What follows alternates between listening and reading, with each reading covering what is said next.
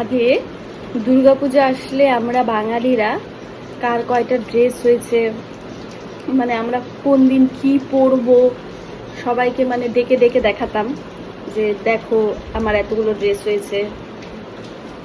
আগে হতো অনেকগুলো করে ড্রেস, সেটা ব্যাপার আলাদা, বাট সবাইকে ডেকে দেখাতাম এরকম দেখো এটা এই দিন পরবো ওই দিন পরবো। আর এখন ঘরের মধ্যে থাকলেও জামা কাপড় বলবো যে নাই, কিনি নাই, বা বলবো যে খাপাইতে দিছি।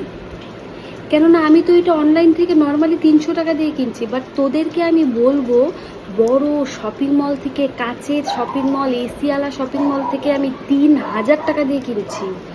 তুই তো আগে দেখলে বুঝে যাবি, ওটা সার্চ করতে করতে খুঁজে ফেলবি আমি কত দিয়ে কিনছি, তাহলে তো তোকে আমি মিথ্যা কথা বলতে পারবো না।